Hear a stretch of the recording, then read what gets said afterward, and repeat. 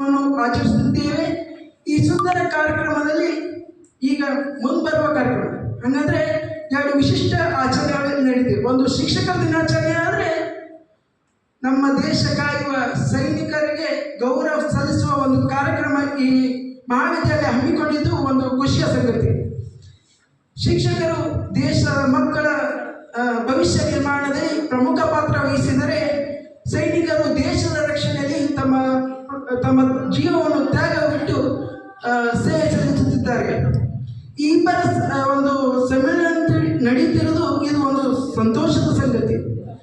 ಪ್ರಮುಖ ಅಂಶಗಳು ಹೇಳಬೇಕಾದ್ರೆ, ನಮ್ಮ ಭಾರತ ದೇಶದಲ್ಲಿ ಗುರುವಿಗೆ ಒಂದು ವಿಶಿಷ್ಟ ಪರಂಪರೆ ಇರುವುದು ನಾವು ಕಾಣಬಹುದಾಗಿದೆ. ಅದು ಈಗ ಒಂದು ಸಂಸ್ಕೃತದಲ್ಲಿ ಗುರುವಿಗೆ ಒಂದು ಪದವಿದೆ. ಯಾವ ವ್ಯಕ್ತಿ ಗುರುವಿನ ಅರ್ಥ ಒಂದು ಸಂಸ್ಕೃತದಲ್ಲಿ ಹೇಳ್ತಾರೆ, ಯಾವ ವ್ಯಕ್ತಿ ಅಂಧಕಾರ ಮನಸ್ಸು ತಿಳಿಗೊಳಿಸುತ್ತದೆಯೋ, ಮನಸ್ಸಿನ ತಮಸ್ಸನ್ನು ಅಜ್ಞಾನವನ್ನು ತಪ್ಪು ಪರಿಕಲ್ಪನೆಯನ್ನು ಭಾವನೆಗಳನ್ನು ಮಾಡಿರುವವರೇ ಗುರು. ಕೆಲವು ಸನ್ನಿವೇಶ ನಾವು ಬಯಸಿದ್ದನ್ನು ಪಡೆಯುತ್ತೇವೆ. ಈಗ ಕೆಲವೊಮ್ಮೆ ಆಗದು, ಕೆಲವೊಮ್ಮೆ ನಾವು ಏನು ಮಾಡ್ತೀವಿ, ನಮ್ಗೆ ಏನು ಬೇಕನ್ನ ಅನುಭವಿಸ್ತೀವಿ. ಆದರೆ ಕೆಲವೊಮ್ಮೆ ಆ ಅನುಭವ ನಮ್ಗೆ ಆಗೋದಿಲ್ಲ, ಆಗ ಪ್ರಯತ್ನ ಮಾಡುವುದಿಲ್ಲ, ನಮ್ಮ ಆಸೆ ಆಕಾಂಕ್ಷೆಗಳು ಈಡೇರುವುದಿಲ್ಲ. ಎಲ್ಲ ವೃತ್ತಿಗಳಿಗೆ ತನ್ನದೇ ಆದ ಗೌರವ ಇದೆ. ಒಬ್ಬ ಕ್ಷೌರಿಕ ಮೇಲಿರುವ ಗೌರವ ಗಾಂಧೀಜಿ ಹೇಳ್ತಾರೆ, ಯಾವ ಸ್ಥಾನದಲ್ಲಿ ಇರುವುದು ಎನ್ನುವುದು ಮುಖ್ಯವಲ್ಲ, ಆ ಕೆಲಸ ಎಷ್ಟು ನಿಷ್ಠೆಯಿಂದ ಮಾಡುತ್ತೆ ಎನ್ನುವುದು ಬಹಳ ಮುಖ್ಯವಾಗಿದೆ. ಯಾವುದೇ ವ್ಯಕ್ತಿ ಮಾಡುತ್ತಿರುವಾಗ ನಿಷ್ಠೆ ಇರಬೇಕು. ವಿವೇಕಾನಂದ ಹೇಳ್ತಾರೆ, each is a great in is own place.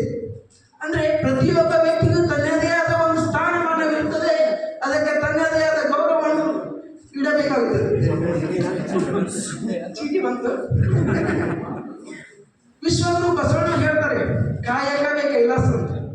ನಾವು ಎಷ್ಟು ಕೆಲಸದಲ್ಲಿ ನಿರತರಾಗ್ತೀವಿ, ಎಷ್ಟು ನಿಷ್ಠೆಯಿಂದ ಒಂದು ಕೆಲಸ ಮಾಡ್ತೀವಲ್ಲ, ಅಷ್ಟು ಅದಕ್ಕೆ ಬೆಲೆ. ನಾವು ಬೆಲೆ ಅಂದರೆ ಅದು ಹಣದಿಂದ ಮಾತ್ರವಲ್ಲ, ಖುಷಿಯಿಂದಲೂ ಬೆಲೆಯನ್ನು ತೆಗೆದುಕೊಳ್ಳಬಹುದು. ಒಂದು ಕಥೆಯಲ್ಲಿ ಭಾಷಣ ಮುಗಿಸ್ತೀನಿ. ಆಲ್ಬರ್ಟ್ ಐನ್ಸ್ಟೀನ್ ಅವ್ರ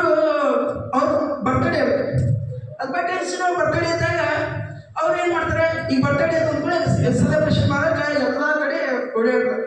ಆ ವಿಜ್ಞಾನಿಗಳಾದ ಆಲ್ಬರ್ಟ್ ಐನ್ಸ್ಟೀನ್ ಅವ್ರು ಏನು ಮಾಡ್ತಾರೆ ಅಂದರೆ, ತಮ್ಮ ಸಂಶೋಧನೆಯಲ್ಲಿ ಹಂಗಂದ್ರೆ ಯಾವಾಗಲೂ ಯಾವುದೇ ಶುಭ ಸಂದರ್ಭ ಇಲ್ಲಿ ತಮ್ಮ ಕೆಲಸದ ಮೇಲೆ ನಿಷ್ಠೆಗೆ ಇರುತ್ತದೆ ಎನ್ನುವ ಒಂದು ಉದಾಹರಣೆ ನಾವು ಯಾರಲ್ಲಿ ಕಾಣ್ಬೋದು. ಆಲ್ಬರ್ಟ್ ಐನ್ಸ್ಟೀನ್ ಬರ್ತ್ಡೇ ಇರುತ್ತೆ, ಆದ್ರೆ ತನ್ನ ವೈಫ್ ಅಂದ್ರೆ ಆಲ್ಬರ್ಟ್ ಐನ್ಸ್ಟೀನ್ ಏನು ಮಾಡ್ತಾರೆ, ಏನು ಬರ್ತ್ಡೇ ಇದೆ ಅಲ್ಲ, ಇವತ್ತು ನಾನು ನಿಮಗಾಗಿ ಒಂದು ಹೊಸ ಬಟ್ಟೆ ಅಂತ ಹಾಕೊಂಡು ಸಂಭ್ರಮದಿಂದ ಇರೋಕ್ಕೆ ಯಾವ ಸಂಶೋಧನೆ ಮಾಡ್ಕೊಂಡು ಕೂತೀರಿ ಅಂತ ಒಂದು ಮಾತು ಬರ್ತದೆ.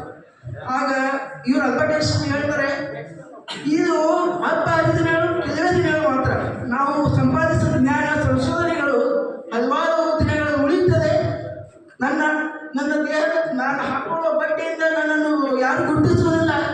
ನಾ ಮಾಡುವ ಕಾರ್ಯ, ನಾ ಮಾಡುವ ಸಂಶೋಧನೆಗೆ ಈ ಸಮಾಜಕ್ಕೆ ನಾನು ಏನು ಕೊಡ್ತೀನಿ ಅನ್ನೋದಿದೆಯಲ್ಲ, ಅದು ಮುಖ್ಯವಾಗಿರುತ್ತೆ ಹೊರತು ನನ್ನ ಹೊರಗಿನ ಆಕರ್ಷಣೆಗಳು ಮುಖ್ಯವಾಗಿರುತ್ತದೆ ಅಂತ ಹೇಳ್ತಾರೆ.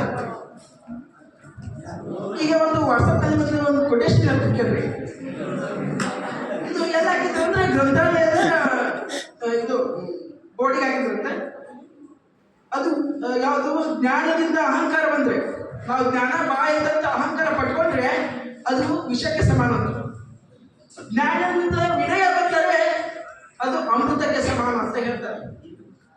ಈಗ ಇದರಲ್ಲಿ ತಿಳ್ಕೋಬಹುದು, ಜ್ಞಾನಿ ಇದ್ದೀನಿ ಅಂತ ಹೇಳ್ಕೊಂಡು ಅಡ್ಡಾಡೋದ್ರಿಂದ ಕೆಲಸ ಮಾಡಿ ಅದರಲ್ಲಿ ತೃಪ್ತಿ ಪಡುವುದಿದೆಯಲ್ಲ, ಅದರಷ್ಟು ಖುಷಿ ಪಡುವ ವಿಷಯ ಮತ್ತೊಂದಿಲ್ಲ. ಮಾತು